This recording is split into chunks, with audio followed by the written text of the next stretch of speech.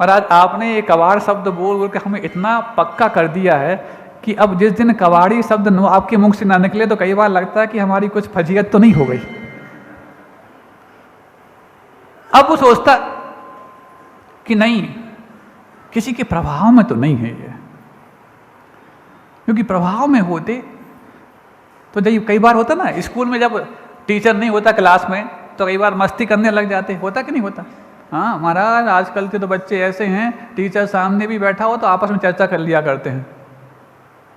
क्यों महाराज? अब वो तो है, गए जमाने वहाँ पर कि अध्यापक की आंखों से डरने वाले विद्यार्थी हुआ करते थे।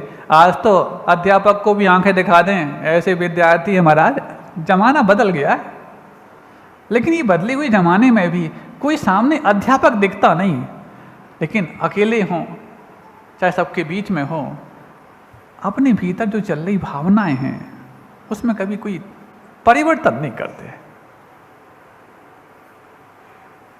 ऐसे बच्चे होते ना, आज के बच्चों के मन के भीतर क्या चल रहा है आप लोग को अध्ययन करना इतना आसान नहीं है। भले ही हमेशा शिकायत करते महाराज सुनता ही नहीं है, बहरा है क्या? नहीं, कान तो पूरे दिए हैं और दुकान भी पूरी खुलवा दी है, लेकिन काम का बिल्कुल नहीं है। क्यों? सुन रहे हो? कान तो दो हैं और दुकान भी है, लेकिन काम एक भी नहीं करता। तो क्या सुनाना चाहते हो? महाराज इतना ही सुन ले जितना हम कहें उतना सुन ले। तो जब कान है सुनता तो होगा, सुनता तो है लेकिन समझता नहीं है, तो समझदार नहीं है क्या? तो आगरा में है ना मानसिक आरोग्य। अरे महाराज अब आपको कैसे बताएं? तो पहले आप हमें बता दो, तब हम आगे उसको बताने लग जाएं। क्यों क्यों मुस्कुरा रहे हो महाराज? अब आप हमारे मन की पूरी पोल खोल देते हैं तो मुस्कुराने के अलावा चारा कौन सा बचता है जो हम आपके सामने ना बोलें? महाराज सुनता भी नहीं, समझता भी नहीं, और इतना तो ठीक है, ना सुने ना समझे कोई बात नहीं, लेकिन समझाता है हमारे लिए। तो भैया उसके पास विशेष ज्ञान होगा तो समझाने लग गया हो। कल का छोकरा हमें समझाएगा। कभी तुमने छोटे से हमें कभी सीखना है और बड़ा हमें सिखाता है, ये जो धारणा बना के रखी है ना, इस धारणा से बहुत ऊपर आने की आवश्यकता है। एक अजनबी से तो तुम सीखने के लिए हमेशा तैयार रहते हो, चाहे वो अजनबी कोई ज्ञापन देने आए, चाहे वो अजनबी तुम्हें विज्ञापन दे जाए, हमेशा तुम सीखने का प्रयास करते हो। क्या कभी कोई नया ऐड आया है तो तुम इसको इग्नोर करते हो? आपके टेलीविजन पर कोई नई कंपनी का कोई नया कोई प्रोडक्ट निकला हो, लॉन्च किया गया हो, उसको यदि आपके सामने रखा जाए तो आप कभी उसको इग्नोर करते क्या? हाँ कुछ होगा इसमें, उसके बारे में तो तुम्हारे दिमाग के तार झंझना जाते कि हाँ नई चीज़ है, कुछ ना कुछ तो होगा। आसपास पता ही मार्केट में आया कि नहीं आया, नहीं आया तो ऑनलाइन शॉपिंग कर लेंगे, ये देखते हैं कि कितने में कितनी आती है चीज़। ऐसी मतलब एक कोई भी नया विचार यदि आपके लिए अजनबी व्यक्ति अजनबी कंपनी आपको दे दे तो तुरंत उसके बारे में आप जांच पड़ताल करने लग जाते हो। और कोई नया विचार तुम्हारा अपना घर का बच्चा तुम्हें बता दे तो तुम कहते हो कि हमारे अहंकार को ठेस लगाता है। अपने अहंकार को ठेस लगाने वाला अपना बच्चा नहीं, अपना कच्चा दिमाग और अपना कच्चा वो आचरण है जो उसकी बात को नहीं मानने के लिए कारण बन जाता है। इस चीज का अध्ययन करना इतना आसान नहीं है महाराज। अभी 2-4 दिन से आपको शायद ऐसा कुछ हो रहा है कि बच्चों का जो वर्कशॉप लगना है तो आप बच्चों की तारीफ ज़्यादा कर रहे हैं। बच्चों के वर्कशॉप बच्चों के सामने तारीफ करते फिर भी समझ में आती, लेकिन तारीफ बच्चों के माता पिताओं के सामने बच्चों की कर रहे हैं, ये कोई विशेष बात तो होगी, किसी के प्रभाव में आके नहीं कर रहे। क्योंकि जैसे ऑडियंस हो वैसे ही बात करते तो बात समझ में आती। ऑडियंस वो ना हो, उनकी तारीफ हो जाए तो इतना तो अच्छा बात है कि तुम्हारे बच्चे पुण्यशाली तो हैं जो घर में सो भी रहे हैं तो भी उनकी तारीफ यहाँ से हो रही है। अब वो सोचते हैं, क्या सोचते हैं कि ये सिर्फ इंस्ट्रक्शन देते जाते हैं। माता पिताओं का तो काम ही बन गया है निर्देशन देने का, तो किसी निर्देशक मंडल में शामिल हो जाते तब तो फिर भी ठीक थी कि तुम्हारा परामर्श हम प्राप्त कर लेते। लेकिन ये किसी निर्देशक मंडल में तो शामिल हुए नहीं, लेकिन हमें निर्देशन दिन भर दिया करते। कई बार ऐसी उनकी शिकायतें होती होंगी ना, और जब वो शिकायतों का भी फायदा नहीं होते तो वो सिर्फ शिकायतें बोलना बंद कर देते, लेकिन मात्र अपने एक्सप्रेशन से बोल देते कि हम क्या बोलना चाह रहे हैं। और जब ये सब कुछ होने के बाद उनके मन में ये बात आती कि नहीं, ये निर्देशन तो बहुत देते हैं, लेकिन निर्देशन देने के बाद दिग्दर्शन नहीं करते। तो जब दिग्दर्शन नहीं करते तो हम इनके निर्देशन को मान कैसे लें? वो सिर्फ सिखाना चाहते हैं। अरे तुम सिखा करके सिखाना क्यों चाहते हो? कुछ दिखा करके सिखाना चाहते तो हम तो तुम जैसे देख करके सीख अवश्य चले जाते। बच्चे सिखाने से नहीं सीखते हैं, दिखाने से सीखते हैं। और तुमने बचपन से लेकर बड़े होने तक जितना दिखा दिया है उतना उनको सिखा दिया है। तुमने तो ये भी दिखा दिया है कि हाँ, जो हम ना करें वो दूसरों से करवाना प्रारंभ करो। तुमने तो ये भी दिखा दिया है कि भले ही उस चीज का अनुभव अपने पास ना हो, लेकिन अनुभवी होने का तजुर्बा और कुछ ताकत वहां पर पता करके उनके लिए कुछ तारीफ की योग बनाना प्रारंभ करो। बहुत सारी ऐसी चीजें चलती रहती हैं। तो हम यहाँ पर ये कहना चाहिए, वो सोचता है अजैन, अपन तो अजैन की बात चल रही है, बीच बीच में आप लोग की बात आ जाती, क्या करें? क्योंकि ये बात ना आए तो फिर लगेगा कि किसी दूसरे की बात कर दी, और आ जाए तो कई बार लगता है कि हमारी बात तो नहीं कर दी। सुन रहे हो कबाड़ियों? एक बात तो बहुत अच्छी है, तुम लोग कुछ भी शब्द सुनने लेते हो और कभी शिकायत नहीं करते कि महाराज जी आपने गलत बोला है। महाराज हम इतने घोटे हुए श्रोता हैं कि कितनी हमने दशक निकाल दिए सुनते सुनते, अच्छे अच्छे बल्लम सुना के चले गए हमारे लिए, लेकिन हम पे कोई प्रभाव नहीं पड़ा। और आप आए और आप हमसे उम्मीद करो कि कुछ प्रभाव पड़ जाए। मुगालते में मत रहना महाराज। सुन रहे हो? हैं? सुनाई नहीं दे रही? अच्छा, हाँ। तो वो सोचता है ना ये अभाव में ऐसा जीवन जी रहे हैं, ना किसी के प्रभाव में ऐसा जीवन जी रहे हैं। क्योंकि प्रभाव में जी रहे होते तो जो प्रभावक है उसके हंटर के नीचे अच्छा काम करते हो, जैसे वो हटता तो अपने काम में लग जाते।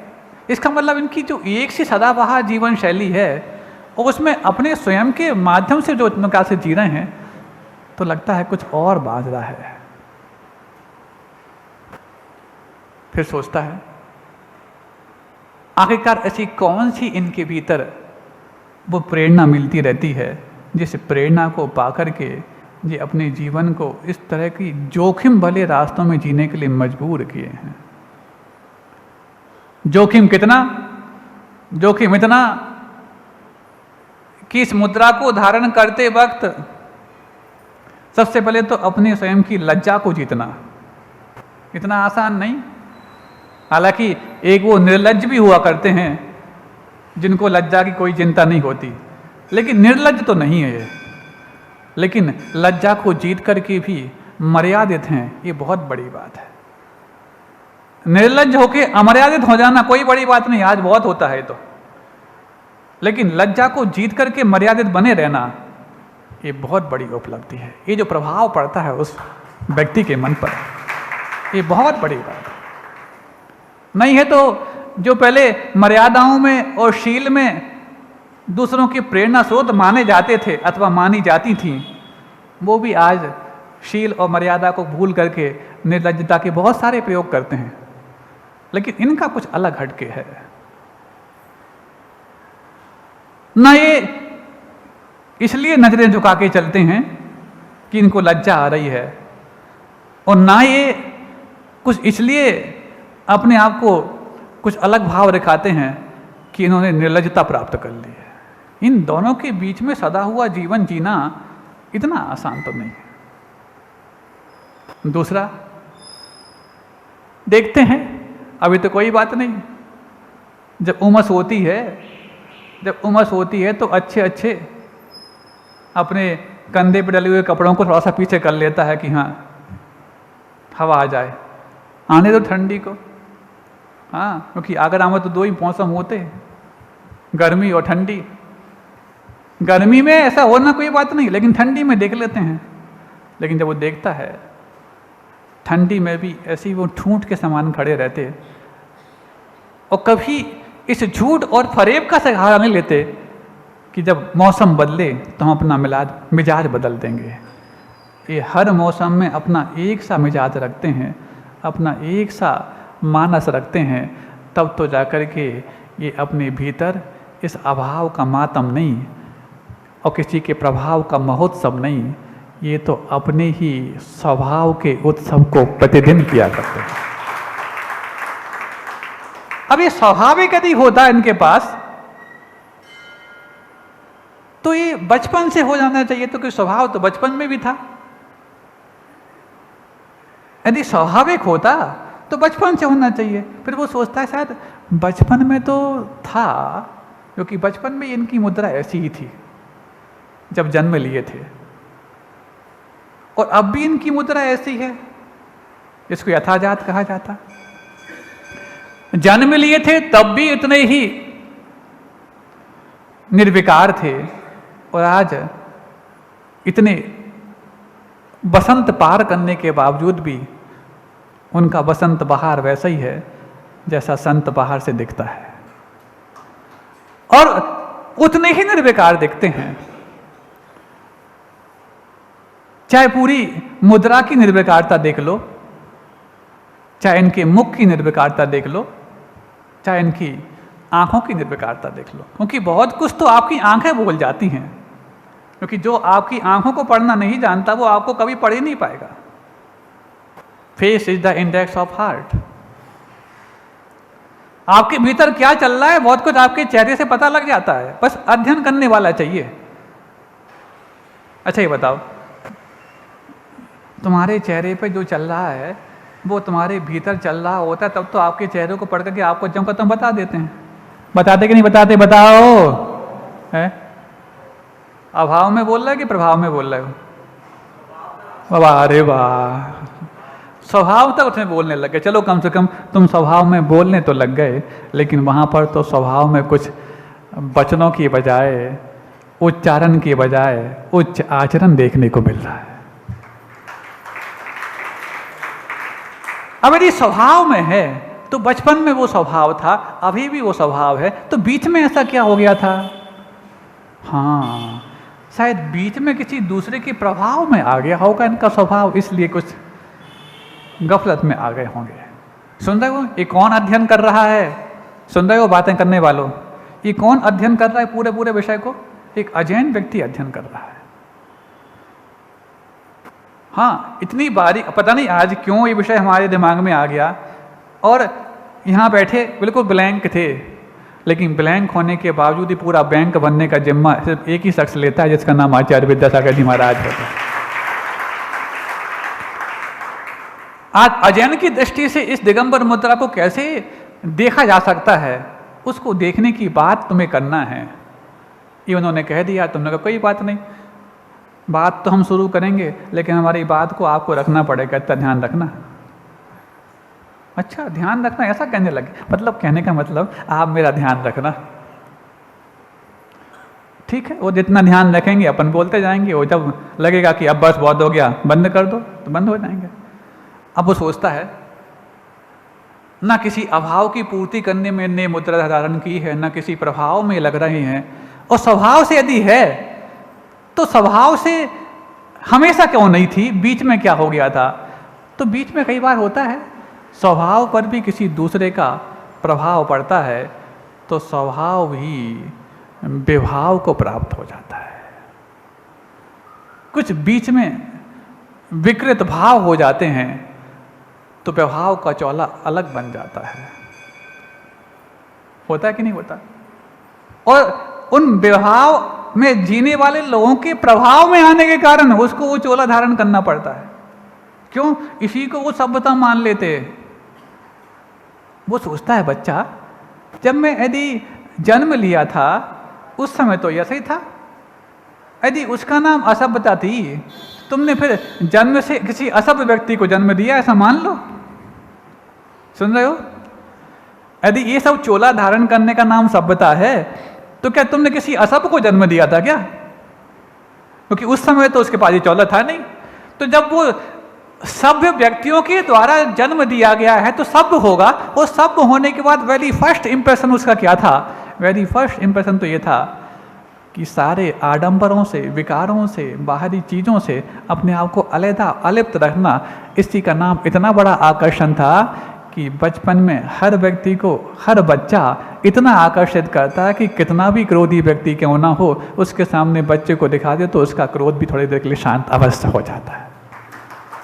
हाँ, इसलिए तो कई बार ढाल के रूप में जब घर में महाभारत हो रही होती है तो ढाल के रूप में किसी और को नहीं, बच्चे को आगे कर दिया जाता है ताकि उसकी भोली और मासूमियत को देख करके हर व्यक्ति के विकारों को भी सावधान होने के लिए कारण बन जाए। होता कि नहीं होता? महाराज अब की बात अलग है, हमारा बचपना छूट गया है। हमारा बचपना छूट गया है महाराज, तो कोई बात नहीं। बचपन उम्र के रूप में भले ही छूट गया हो, लेकिन उम्र भर अपने बचपने को याद रखते जाओगे तो तुम्हारा शायद उतना ही कल्याण हो सकता है जितना तुम बचपन में करना सोचता है वो। इतनी उम्र के होने के बावजूद भी बचपना इनके पास क्यों है? तो जो अपने बचपन को हमेशा जीवित रखता है वो अपने जीवन के अंत तक अपने यथाजातपने को ध्यान रखते हुए एक दिन यथाख्यात चारित्र को भी प्राप्त कर जाता है। बस यथाजात बने रहना तुम। यथाजात का मतलब जैसे जन्म लिए थे वैसे मरण तक बने रहना, बाहर से भी तो भीतर से भी।